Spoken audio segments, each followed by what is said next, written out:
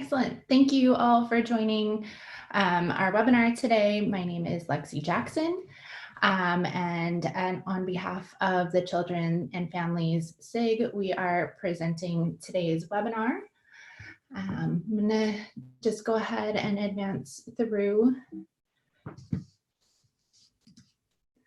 As I said, our webinar today is by the Children and Families SIG. We do have some more webinars available through the ISBNPA website. A couple of updates about the webinar system. Please know that you are muted by default. And if you have any questions, please use the Q&A box and we will be monitoring them and answering questions at the end of the session today. And then the most important and exciting part, today's webinar, which is expanding traditional understandings of caregiver supportive feeding and sleep practices. And we have three amazing speakers for you today. The first speaker is going to be Lucinda Bell from Flinders University. Then we'll have actually Lisa Morenga speak next, and followed by Rosalinda Richards. So with that, I am going to have Lucinda take over unless anyone else would like to join in from the panelists.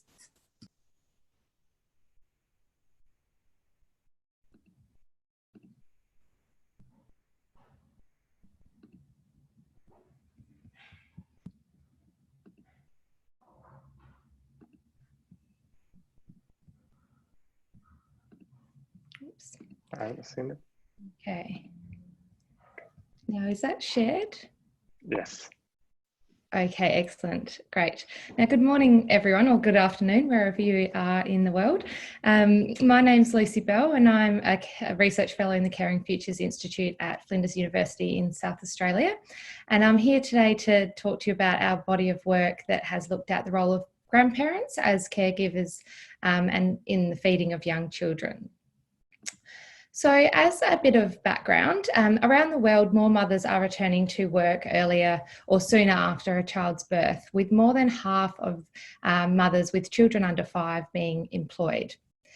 And these figures have risen in recent years, partly due to supportive policies such as parental leave pay and flexible work arrangements.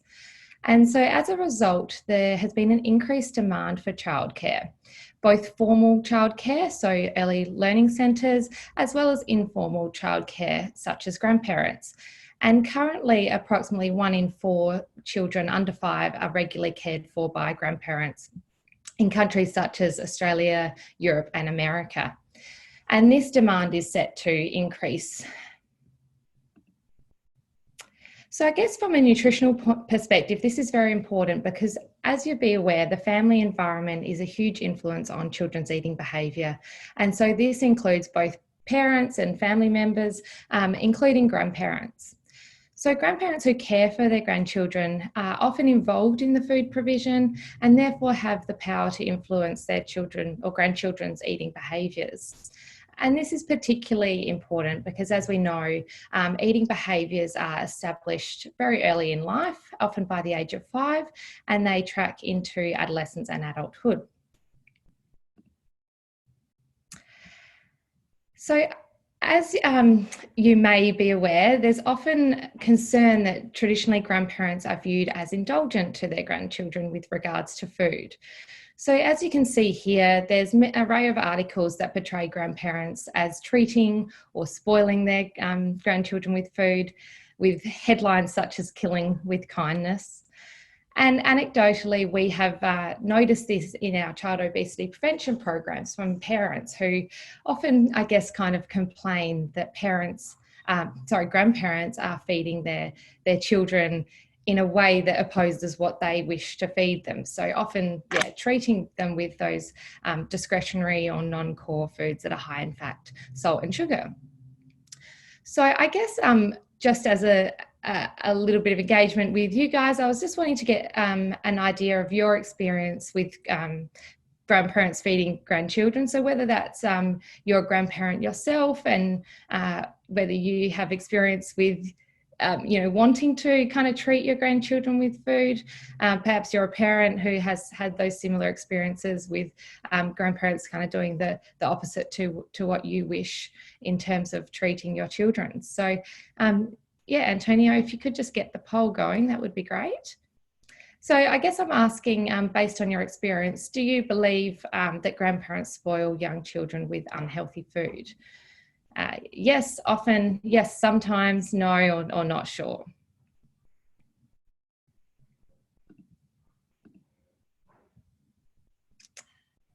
So I was hoping that I'd be able to see the results of the poll. Yes, I just did it.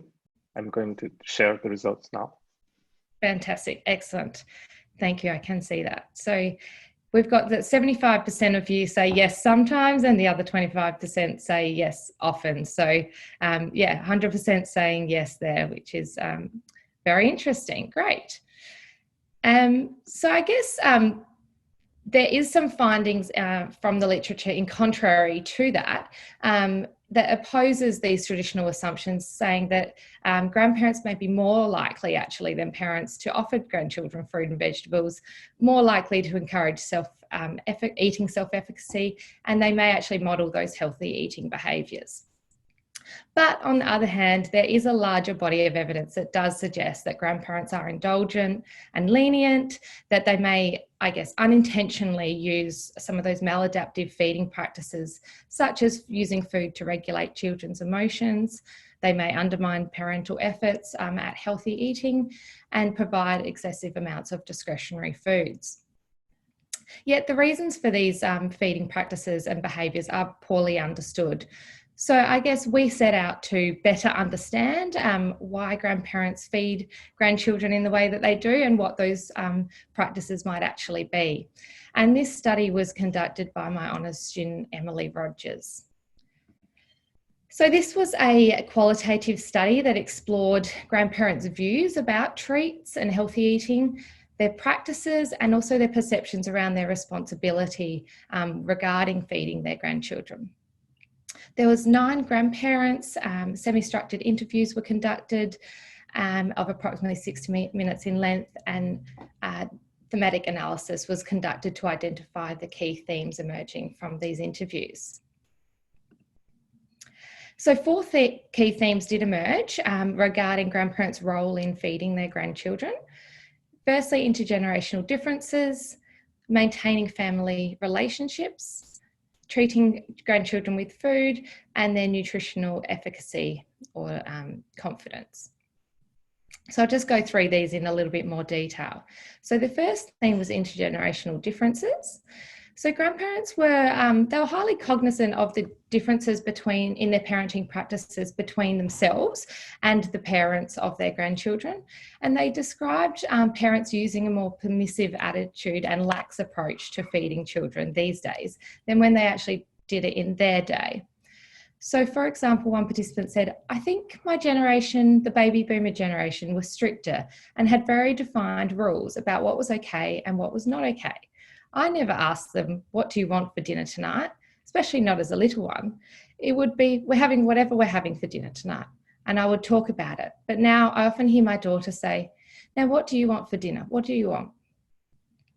Nonetheless, they were also sympathetic regarding the pressures of modern day parenting, and some were also permissive in their own practices, which they did justify though on the basis of their part-time care. So for example, if they were here 5 days a week and we were feeding them pies and ice blocks and that sort of thing regularly, all day, every day, well then yeah, I wouldn't do that. I'd assume more responsibility for their nutrition. In terms of maintaining family relationships, they enjoyed and valued their dietary care relationship or responsibilities, feeling that they were contributing to the lives of their grandchildren. And they were clear about the boundaries between grandparent and parent roles in families, feeling that parents had the ultimate responsibility. So look, they're the parents, so you know that's it. They're ultimately responsible. Compliance with parents' feeding rules and practices was important to grandparents to maintain the family harmony and reduce conflict and ensure ongoing access to their grandchildren. So I'm not using my rules, I'm using the parents' rules, and the parents probably haven't identified it as rules as such. They've modelled feeding time and I'm just copying what they're doing. They acknowledged treating their grandchildren with food, which is in contrast to complying with the parent rules. They regularly treated them on the grounds of attending to children's desires, rewarding good behaviour and demonstrating their love, which was quite interesting.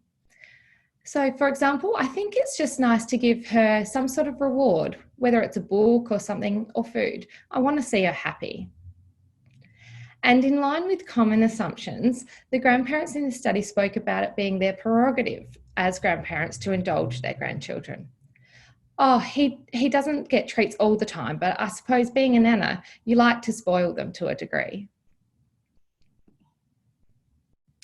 And lastly, in terms of their nutritional confidence, they often referred to their high level of nutrition knowledge and confidence in feeding the grandchildren, drawing on their life experiences.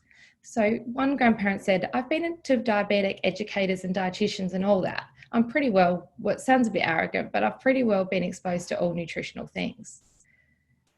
They therefore didn't express a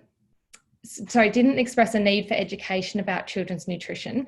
However, they did raise concerns about their children's diet. For example, the children tend to bounce off the walls with too much sugar. But this was often from a more behavioural perspective than a nutritional perspective.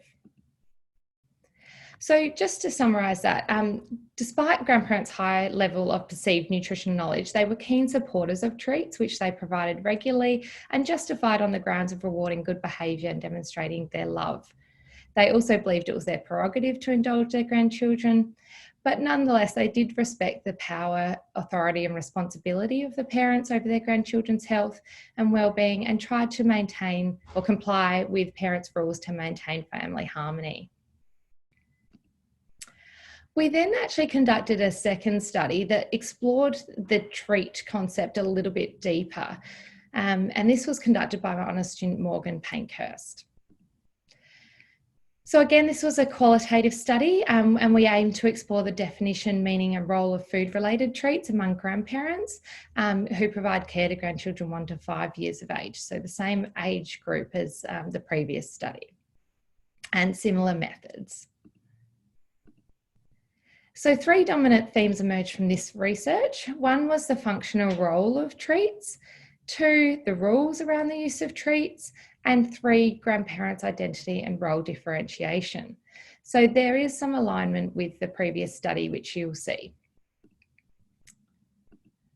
So for the functional role of treats, grandparents use treats to teach their grandchildren self-discipline and moderation. You know, the balance, self-discipline, to try and impose it on kids and say you can't have and you can't have, gives them in their mind, the second I go home, I go berserk. So they'll try to give a little bit of treats so they learn to moderate that. They also provided treats as a way to express their love and care, and it gave them great pleasure. They also used treats to teach them manners and also as a way to make them feel included in social occasions. The second theme to emerge was the rules that grandparents must navigate regarding the provision of treats. Even if they didn't always agree with them, they felt it was important to maintain consistency with the parents and also harmony. So, for example, I love my granddaughter, but I love my daughter as well. So the last thing I want is to make her upset, and then she may withdraw the granddaughter from me.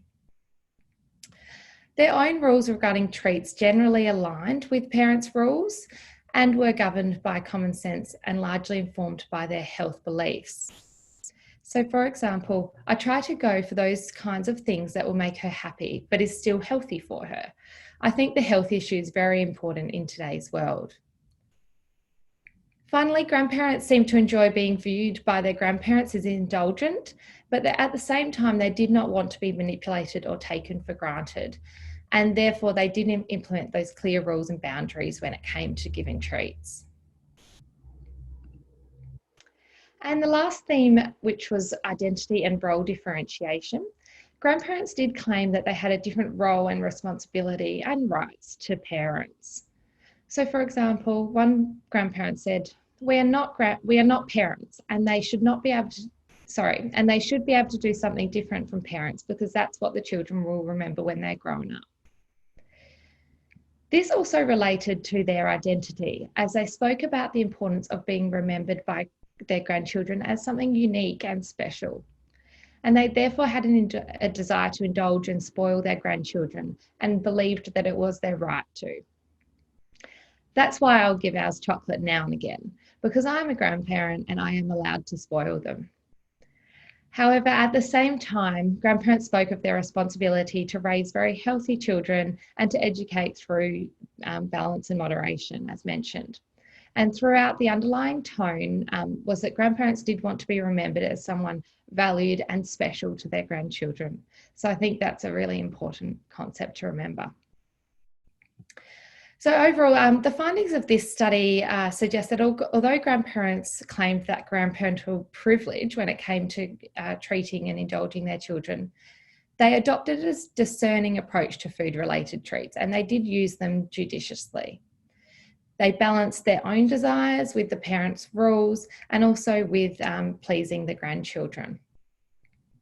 They expressed responsibility for the health and well-being of their grandchildren, and they also did seek innovative ways to use core foods, such as blueberries, as treats.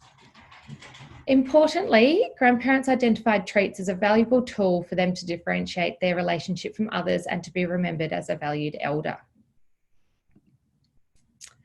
So I just want to put this in context to some of the other literature which is emerging in this space, particularly in Australia just over the last sort of few months to a year, from a group of researchers at Curtin University in Western Australia. And these studies have found that grandparents generally do provide a healthy eating environment and adopt positive feeding practices. However, there is some evidence to show that they do regularly provide unhealthy or discretionary foods, such as savoury snacks and sweet snacks and sugar-sweetened beverages. And that there are some positive strategies, such as, repeated exposure to core foods, such as vegetables, that they don't understand or don't pick up on and practice themselves. And that perhaps there are some negative feeding behaviours, such as using foods as rewards and using restriction practices rather than just setting limits when it comes to those core foods. Yet the difference between this group of work is that the work has been done with grandchildren aged 3 to 14 years, so mainly focusing on that primary school age. And we know that, grandparental care in children who are at school is going to be very different, probably an hour or so after school, before mum or dad can get to them to pick them up, rather than in children under 5. It's generally tends to be whole day care. So we know that on average, grandparents will care for their grandchildren about 10 hours a week. So that might usually split over sort of 1 to 2 days. So despite the increasing focus on grandparents as important players in children's nutrition, there are a number of research gaps that need to be addressed to support this area of work.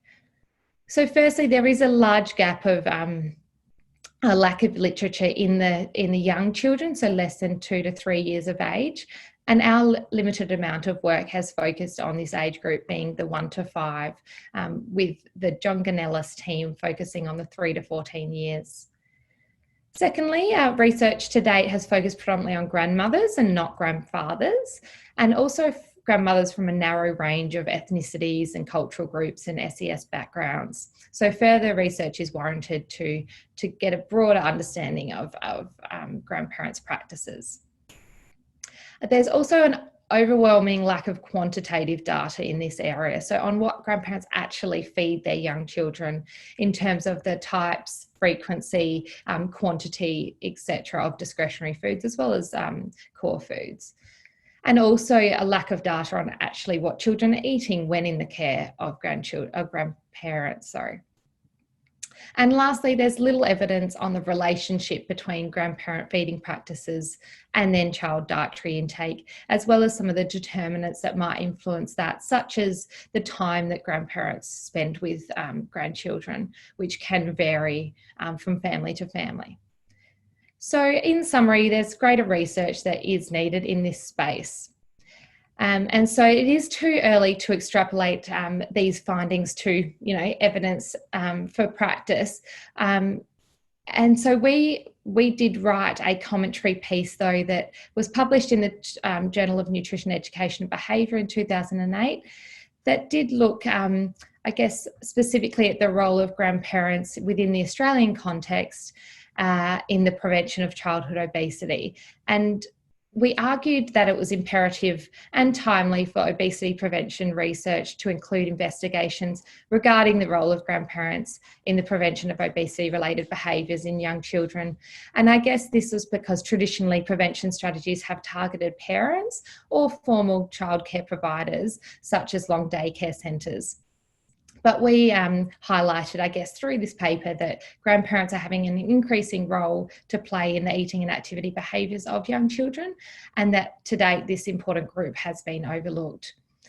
So programs that are designed to focus on the needs of both children and grandparents, they do have the potential to support not only healthy lifestyle behaviours in young children, but also the potential to provide a social support network, I guess, to promote positive wellbeing in grandparents. So in conclusion, our work today has identified that grandparents are important stakeholders in the promotion of healthy eating. And they should be considered in policies and programs addressing childhood diet and obesity prevention. Our research highlighted that although grandparents use positive feeding practices, they also do use some negative feeding practices, such as treating children with food to reward behaviour, but also to demonstrate their love. And this highlights, I guess, some areas for room for improvement when it comes to grandparental feeding practices, and that support initiatives for grandparents could assist in improving children's eating and activity behaviours, as well as grandparental wellbeing. However, what these sorts of initiatives look like is unknown, and it could be the subject of future research. And I just want to finish off by just highlighting that grandparents are just one of many groups to, I guess, target or identify in these diet and obesity prevention initiatives. They're not by no means the cause of poor diet or obesity in children. They're just one of the many factors that influence children's eating behaviours and that can be addressed to try and improve child health outcomes. And I just want to finish by highlighting that there is an opportunity for anyone that is interested in this body of work to conduct a PhD. So we're currently looking for a PhD candidate to fill some of those gaps in the evidence. So if you are interested, please do get in touch. My contact details are there. And I'll finish there. Thank you very much.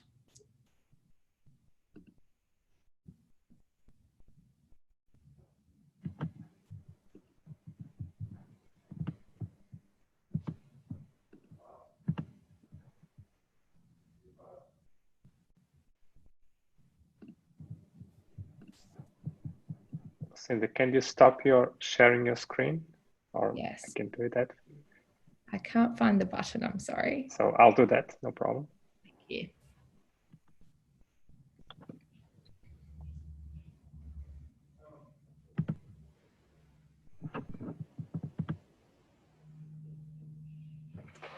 Great, so is my screen showing up correctly? Yes.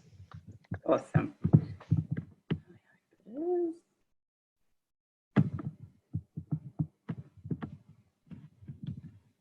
I've got the wrong screen, sorry.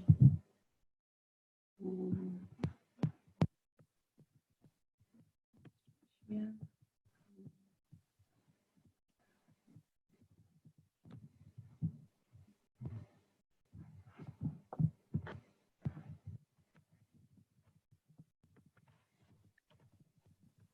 If you can move your slides, please move the arrow. Move the arrow to the screen that's showing the presentation, and then click it should work.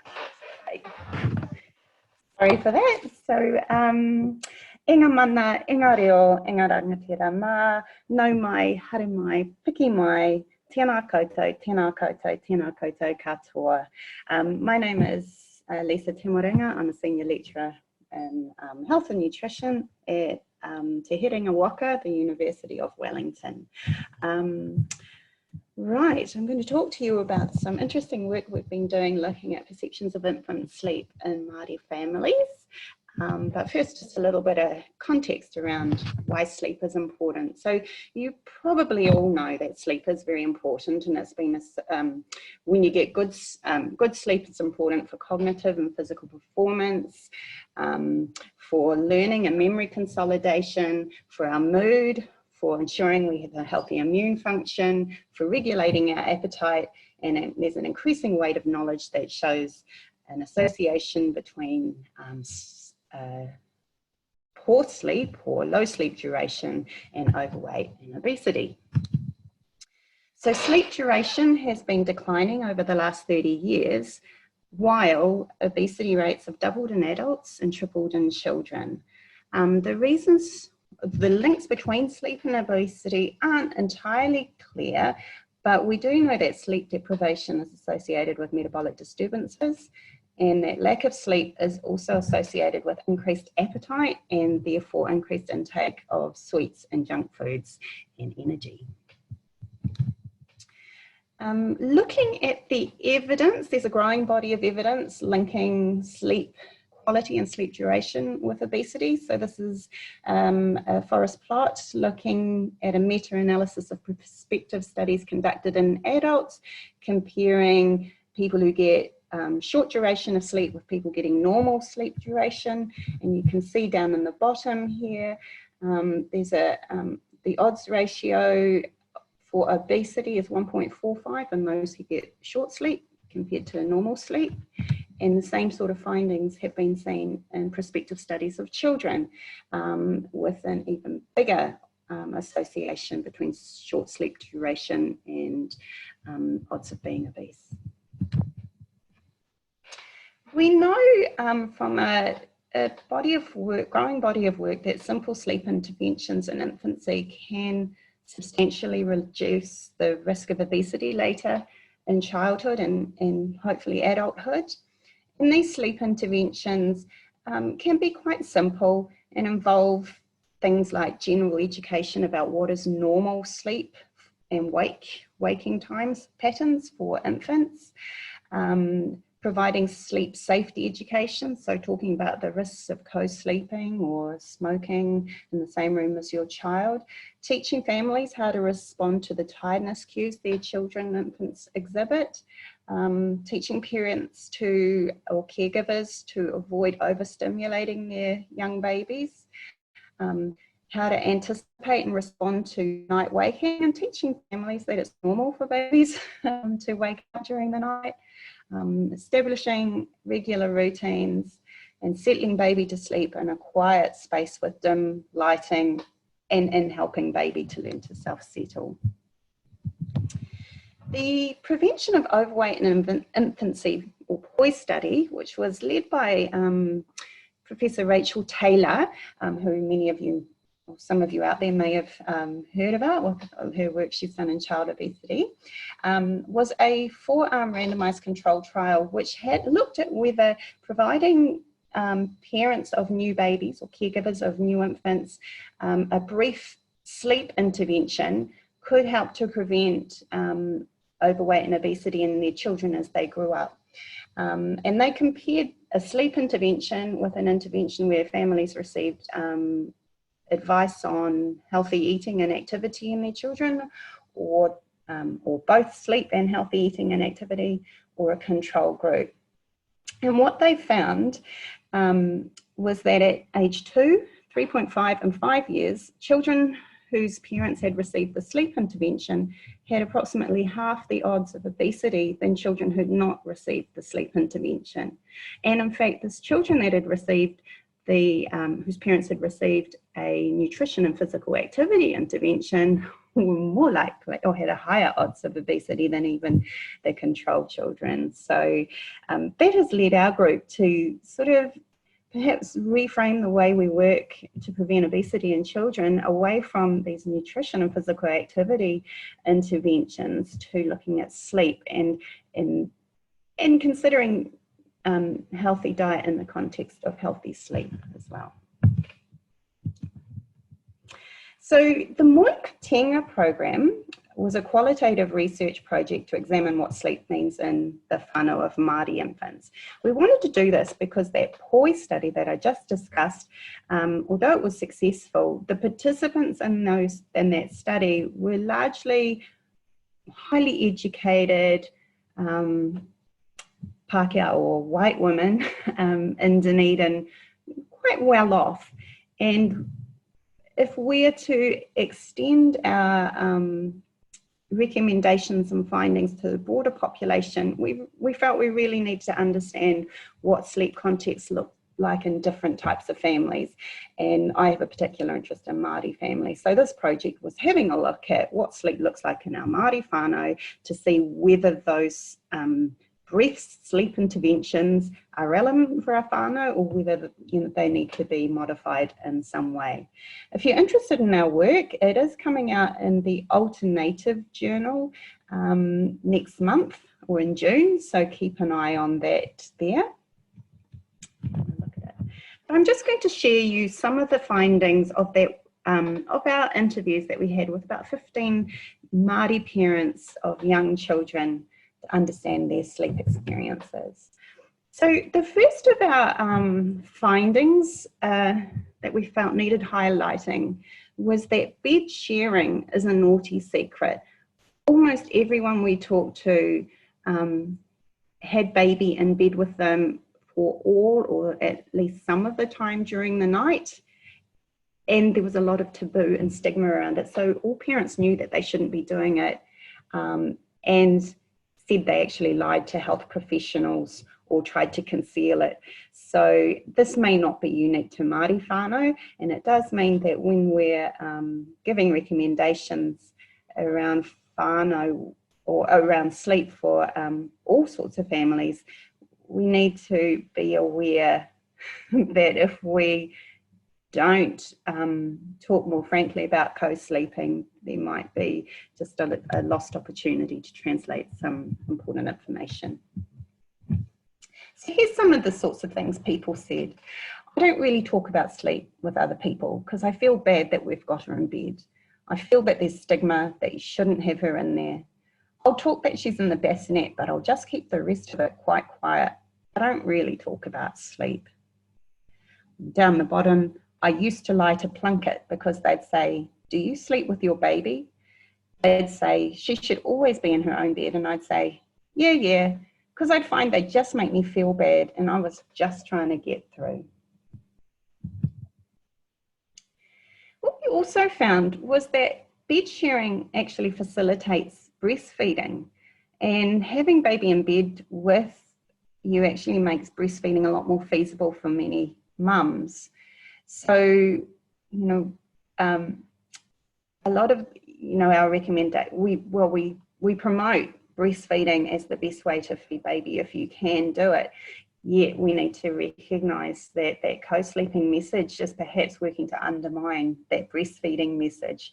So it made us wonder, do we need to advise parents on how to co-sleep safely, maybe putting baby in a little basket within the bed so they have their own sleep space but they're right close to mum, rather than a punitive blanket approach, just saying co-sleeping's bad, don't do it. Here's a quote from a parent relating to breastfeeding. So my oldest one, I only breastfeed for 8 weeks and then he went onto a bottle and he slept all night from 8 weeks. My middle son, I breastfed him for 2 years and he did not sleep for 2 years. So I was not a big advocate for breastfeeding. I know that it's really good. So bed sharing did help me keep breastfeeding. Another finding we saw was that a lot of our Māori families have large families, and those large families can have extra challenges from 1 or 2 family children families, which those recommendations seem to assume. And those challenges can include things like children sharing rooms or even sharing beds, parents having to handle bedtimes with multiple children of different ages, which can be super challenging. We also found many of our large families were actually separated or blended families, so there were children coming and going to different households at different times during the week. Our large families often have relatively low incomes, and some of them even suffered from homelessness.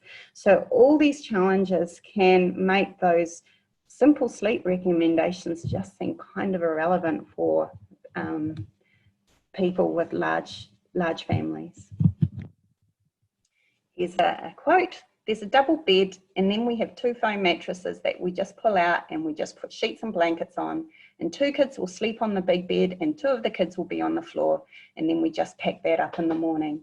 So this is a quote from a family that are homeless and having to stay with someone else, and you can see that their sleep environment is perhaps not optimal for getting good quality sleep. Another aspect we saw coming from our interviews was around the concept of routine. So routine is a really dominant ideology for our families. Most families see routine as really important to establish, and it's associated with being a good parent.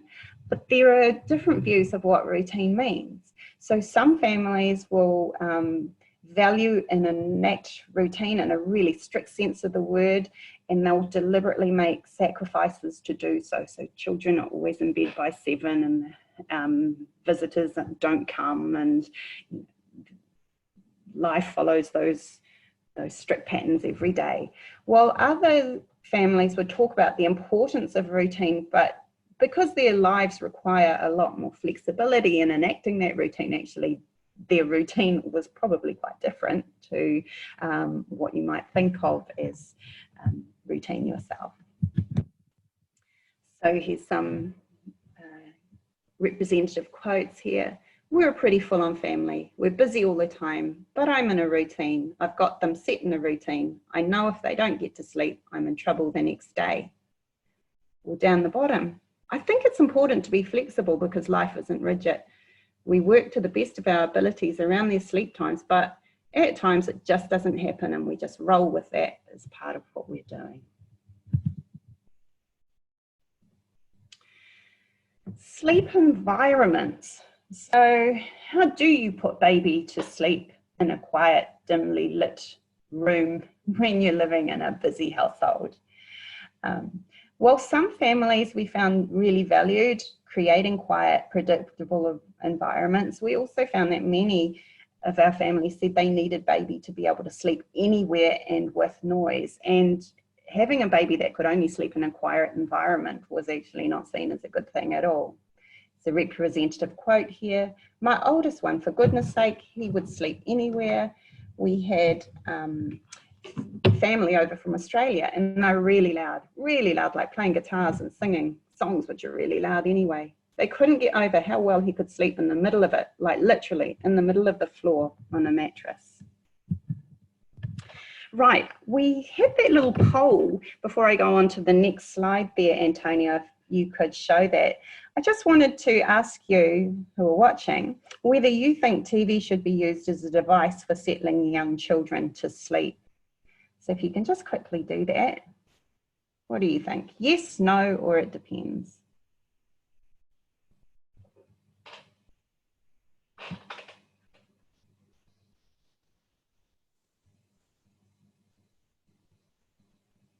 Got any results there yet?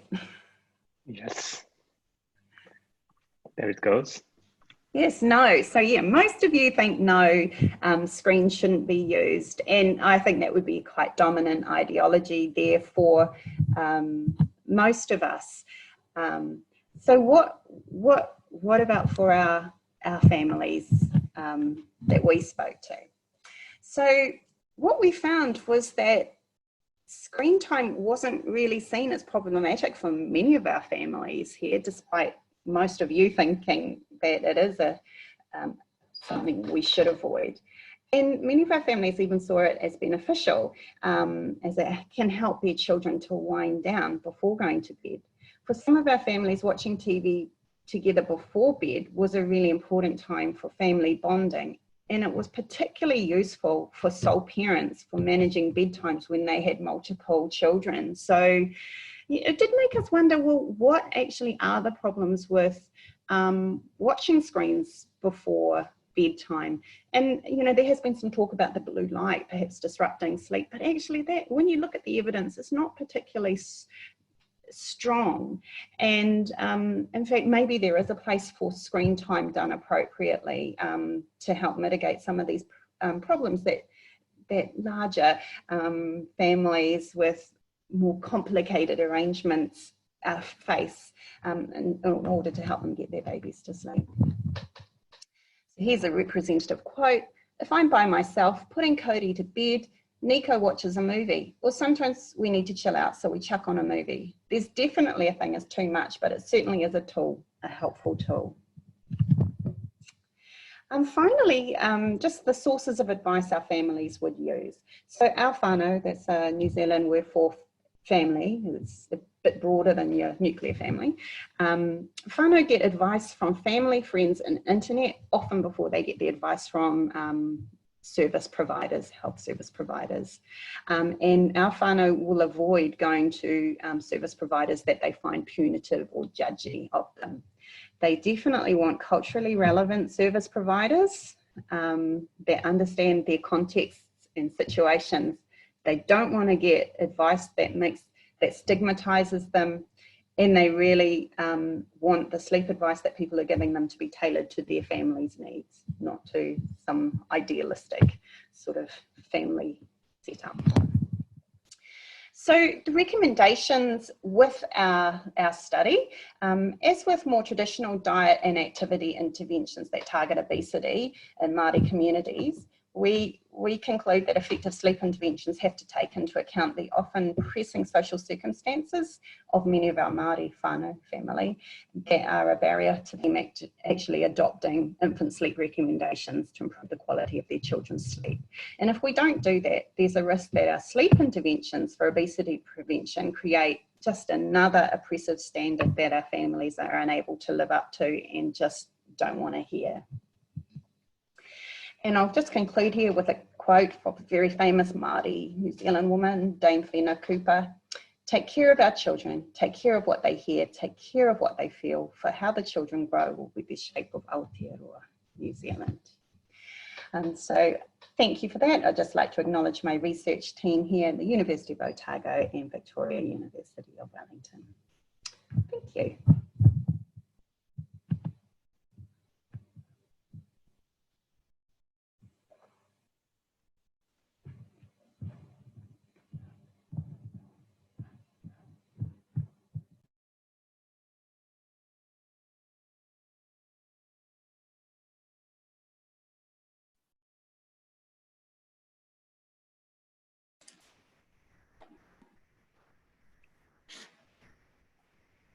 Rosalina, need any help? No. I'm just trying to figure out how to turn my video on again. There we go. Okay, so hopefully you have my video and my slides up. Yes. Fantastic. Thank you so much, Antonio. Thank you, Lisa and Lucy. Talofa lava. My name is Rose Richards, Rosalina. I'm just looking at my first slide and realizing that I didn't put my university on there. I probably should if I want to keep my job, which I do. So I'm at the University of Otago, down here at the bottom of New Zealand, and I'm going to be talking about Pacific health, and in particular around Pacific sleep. So my first picture up there is actually acknowledging our migrant context.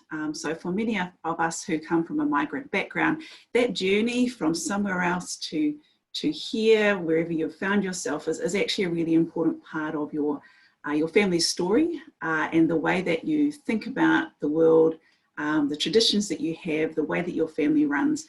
And this is actually really important in the space of sleep. In part because sleep is such a personal thing.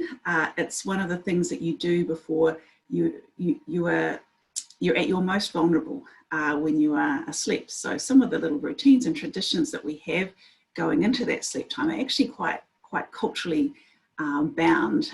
There's lots of really important things that are happening in that space. So in terms of who we are in Aotearoa, New Zealand, we've been migrating here since the 50s and 60s with a big bump in population in the 70s when there was a big boom in industry, and we came over to fill some of those jobs. Also growing populations in the US and Australia, moving somewhere else to gain education and employment opportunities is a really important part of our story as Pacific. We're now 7% of the New Zealand population and rapidly growing. A very youthful population as well. So around over half of our population is under 25. So when we think about the well-being of our young people, our children, that's a really big focus for us because we've got this big group of people coming through. Also very aspirational and in common with many other migrant communities. We have gone somewhere, we have made that sacrifice of leaving home to try and achieve a different sort of life, different opportunities. And so our quote from the Ministry for Pacific Peoples from last year's consultation was being about confidence, thriving, being resilient and prosperous. So those are the things that we're working towards as a community. One of the barriers to that, a really significant barrier, is our negative health statistics. So we are overrepresented in quite a few of these, including mortality and including things like diabetes and obesity. So these are some key issues for us as we see that journey, that destination we want to get to. These are some pretty big things standing in our way. So our purpose as a sleep team, while we I don't have a history in sleep, I'm more in sort of public health and psychology, but when we heard about the work that was going on here and working with people like Lisa and Professor Rachel Taylor, looking at sleep, there was a lot of relevance for the things that we're interested in as a community in terms of obesity, in terms of mental health, in terms of educational outcomes. This hit across a lot of things that we're really passionate about. We also wanted to be on the crest of the wave. So what sometimes happens for Indigenous or minority communities is that there's a really interesting health opportunity, interventions are developed, 10 years down the line, we realise, oh gosh, those aren't working so well for minority communities.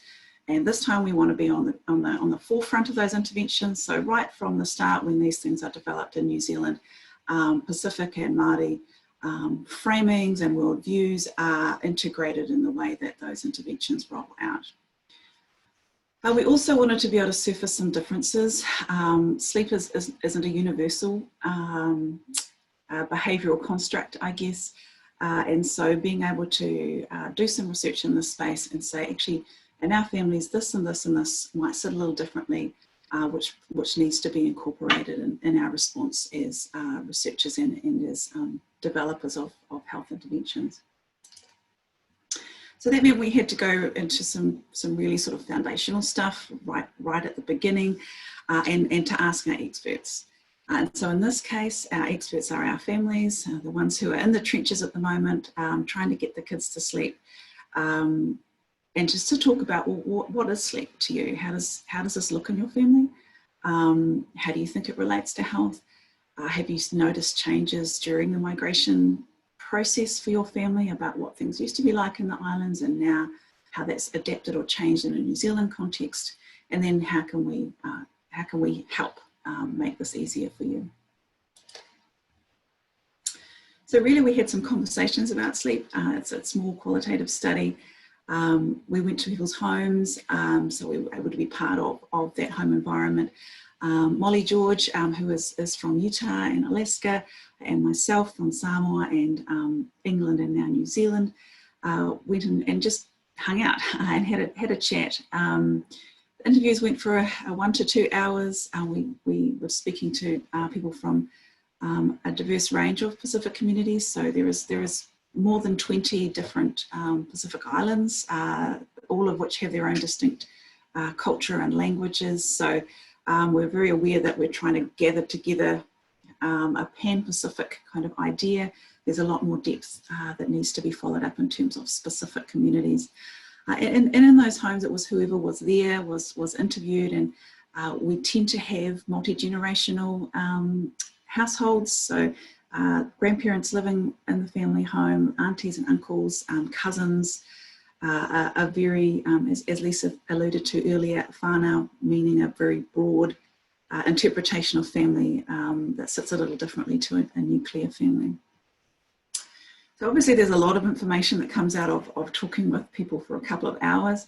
I'm focusing on one part of this, which was really around what we decided to capture it in the concept of responsiveness. So what are the things that are interacting with sleep in these families?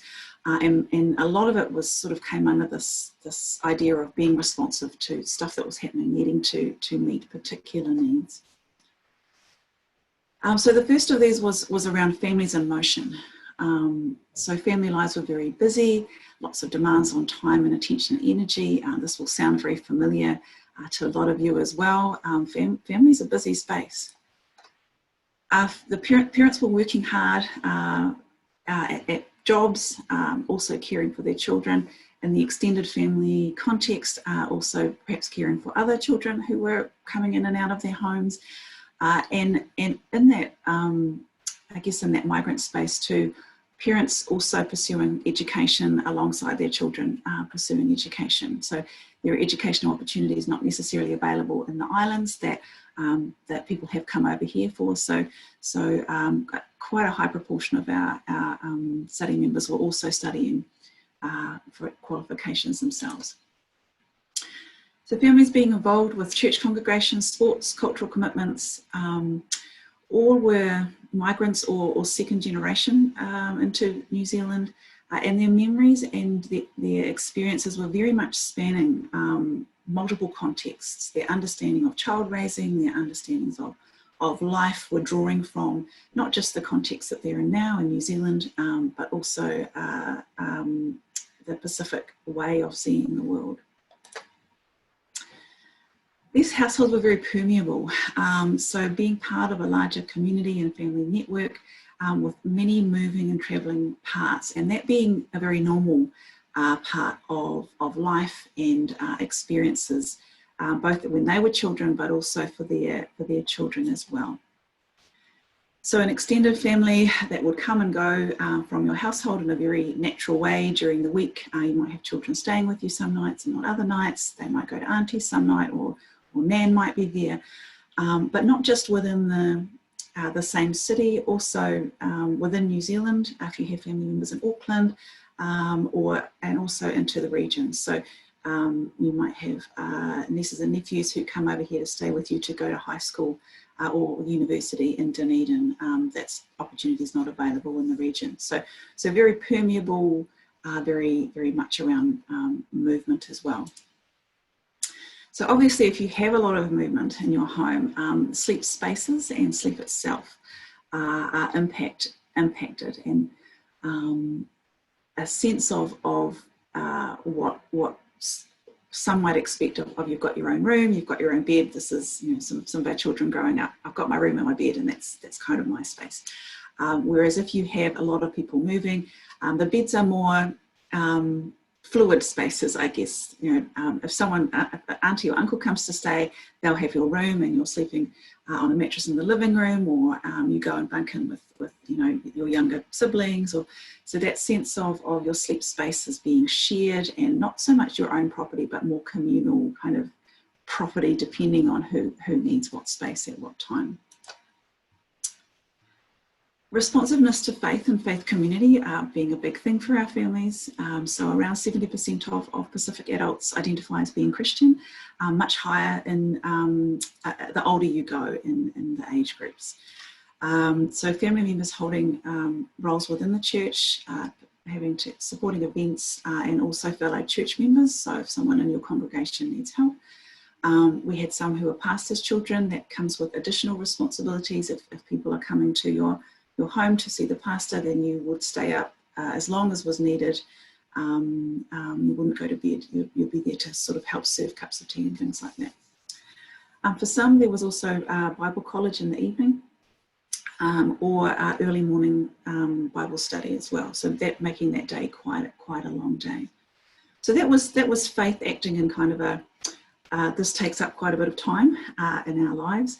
But the other side of faith was also it's supporting sleep.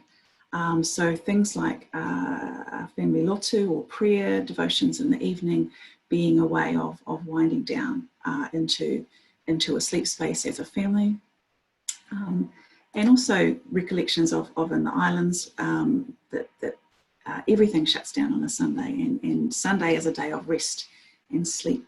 And so that's another way that a community is organising its rest, to all be, a lot of it being on that day, and catching up perhaps a little for long days in the rest of the week. The third one was around economic necessities. So similarly to what Lisa was talking about for Māori communities, Pacific tend to be overrepresented in lower socioeconomic contexts. So most families that we spoke with had at least one shift worker, so working nights or unusual shifts. For some, there wasn't a lot of flexibility in what their choices in job, because they were sort of having to be really careful around their visa status. So you don't want to take any risks trying to switch jobs, because it's important that, you know, when you're on a working visa, and also that impacted not just on when people sort of left and came back from work, but other members of the household needing to go and pick someone up at 3 in the morning or drop them off at 9 o'clock at night. So that shift work actually sort of really having quite a strong influence on people needing to be different places at unusual times. So families were routinely working extra shifts or multiple jobs to support that extended family.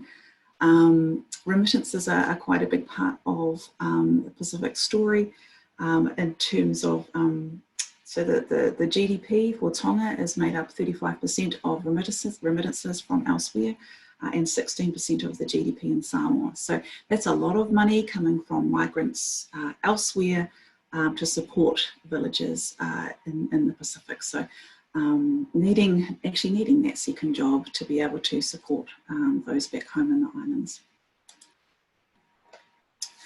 So I guess for us, just this little snapshot highlighting that sleep takes place within a family or a cultural context, and also the socioeconomic context that people are in.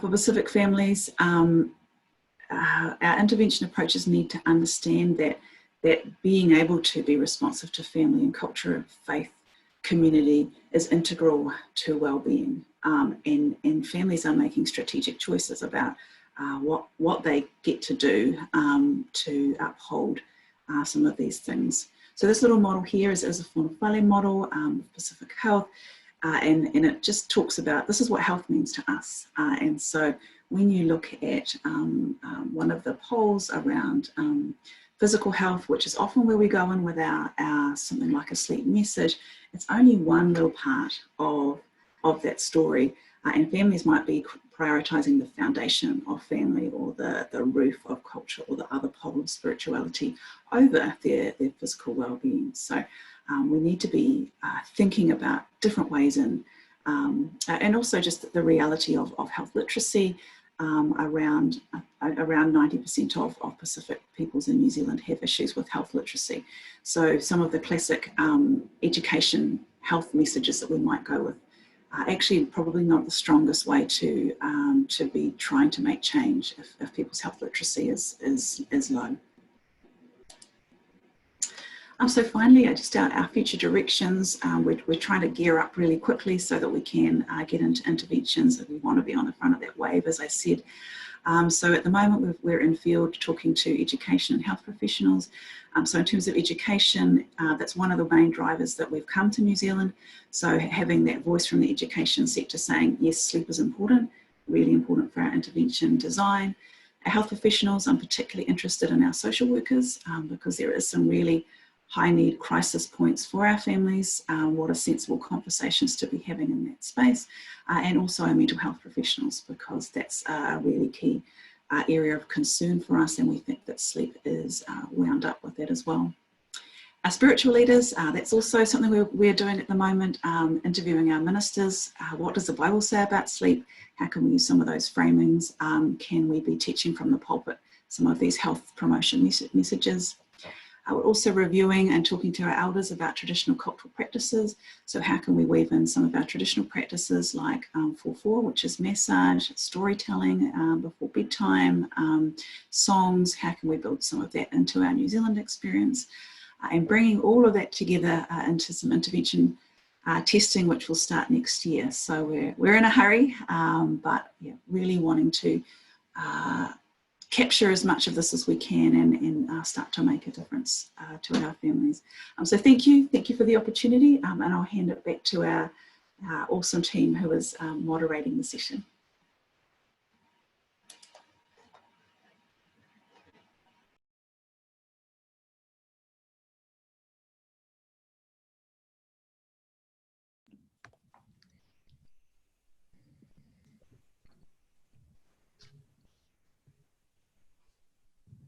Hi, everyone. This is Holly Harris. Thank you so much, Lisa, Lucinda, and Rosalina. These were wonderful presentations. I think I might just kick off a few questions that we have. But again, anyone listening to the webinar, please feel free to post your questions and we can read them out to our presenters.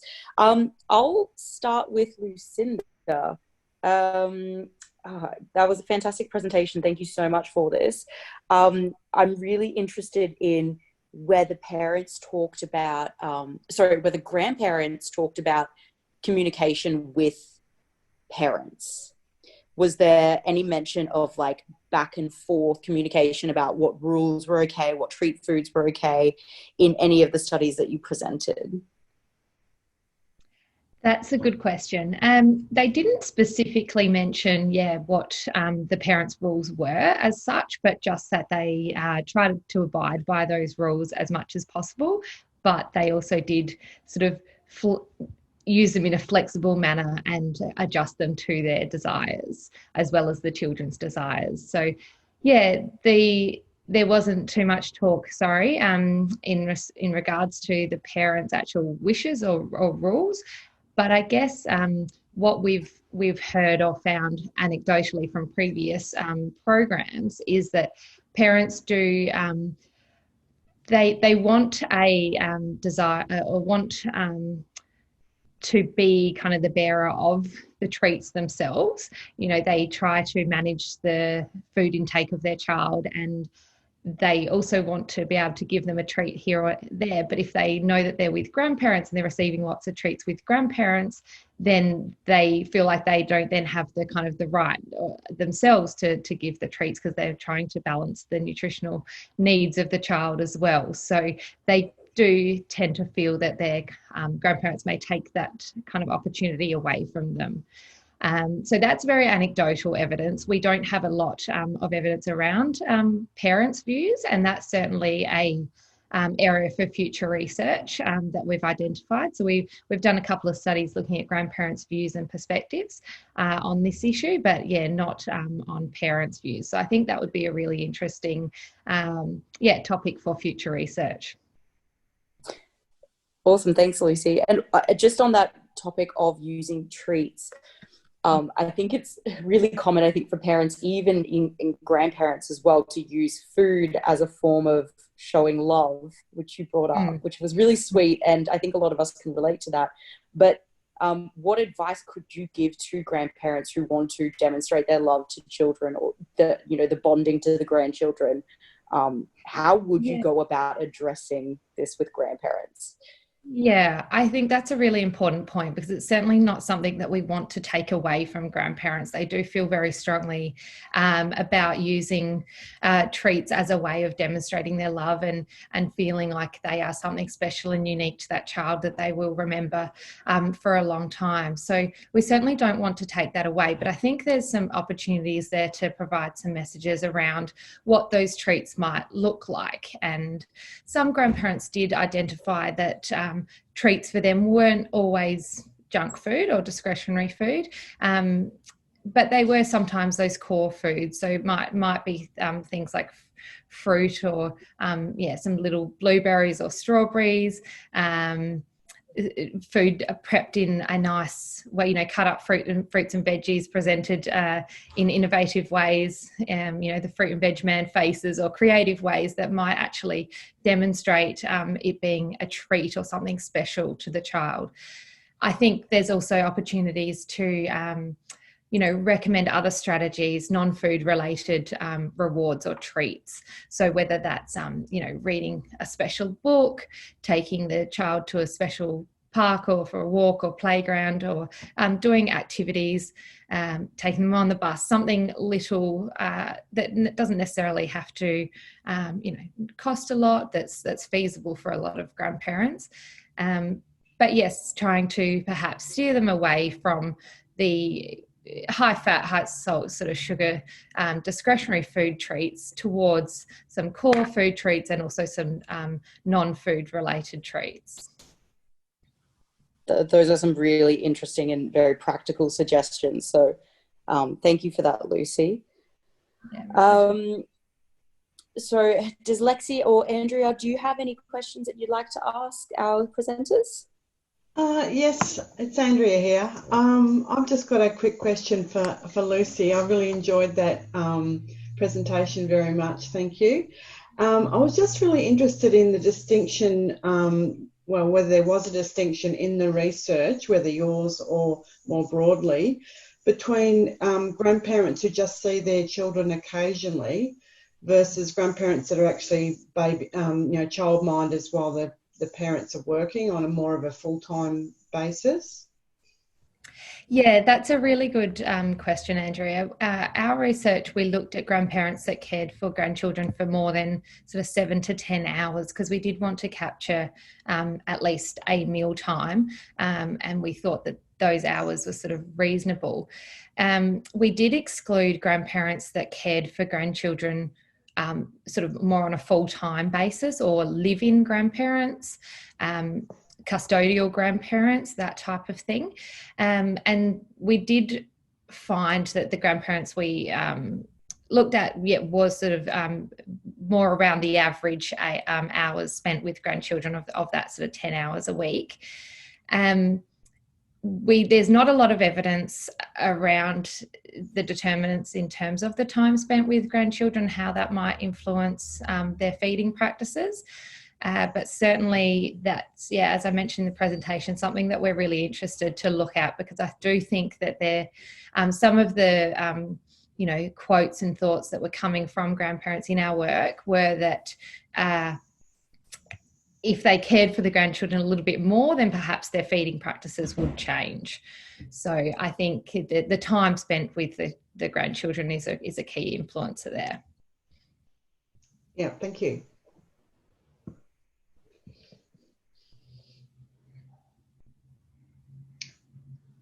I've got a question for Lisa as well. Again, a wonderful presentation. So given that many families are potentially co-sleeping with their baby, what should we be doing in terms of providing safe sleeping advice? I think we need to make sure that we don't turn our parents away by being really draconian and dogmatic about it. If you say to a parent, no, you must not co-sleep, our Māori whānau are going to feel like that's a bit of an attack on them.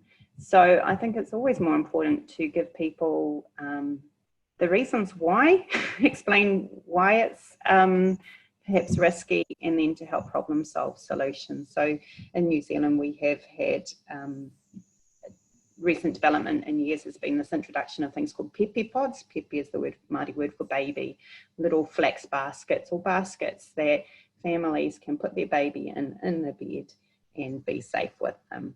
But I think having a discussion around it and working with the family to think about how they can keep babies safe while also being close to them and keeping them warm in their households would be really important. Thank you. I'll hand back over to Holly. And I will unmute myself. Okay, I have one last question, and this one is for Rosalina. Do you think your findings have relevance to other migrant communities in New Zealand or more broadly?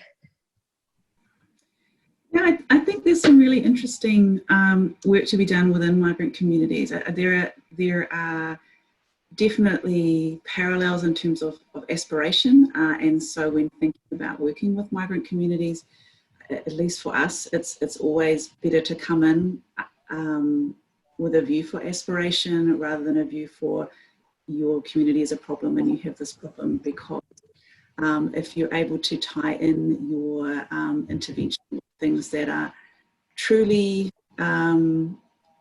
important to people on multiple levels.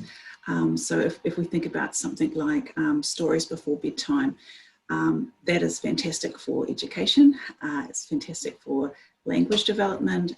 If we're able to provide them with resources that use stories from the islands, it's really great for identity development. So you've got then a tool that is hitting across mental health, wellbeing, identity, language, education. Families are really, really busy. And those who are working multiple jobs will prioritise the things that you know are really, really important. And if you can give us 3 reasons to do something rather than 1, because remember this is 1 intervention for 1 behaviour, then I think trying to be at our end, trying to be really clever about the way that we're framing things, so that it's a gift. The things that we're able to provide our families with are just this amazing opportunity that hits multiple outcomes, and it'll differ slightly for different migrant communities, but a lot of those underpinnings of aspiration and of family and of holding your identity but still walking strong in a new space are I think really compelling to families and are good for the adults as well as the kids. So if we can find some benefits for our parents in terms of how strong they feel, then I mean that's another bonus that we can get as well. Yeah, so what I'm hearing you say is that working with families, you know, from, you know, who have recently migrated, that would be the best option, is to be partnering with those families. Yeah, 100%. I don't know that you can do it without an understanding of the people that you are working for, I guess. Yeah. And not just those who've just arrived. I mean, migrancy impacts on people for generations. It's part of the way that your family understands the world. So also children of migrants. And we do see that the migrant paradox, where sometimes the children of those who are actual migrants have a poorer health outcomes and things like mental health. So we want to make sure that we're understanding migrancy as multi-generational and this impact. That's a fantastic point. Thank you for that. Okay, well, I just want to say once again, thank you to all of our speakers who joined us around the world and all of our participants who also joined in. These were fantastic presentations, and I'm looking forward to seeing this again on the ISBNPA website. Antonio, do you want to mention anything about the app that is launched today? No, just to see if our colleagues that are still around, if they have received the invitation, and we will look forward to seeing you also at ISBNPA Exchange in mid-June. Okay. Thank you so much for this. Okay. Thanks, everyone. Bye. Bye. Thank you very much.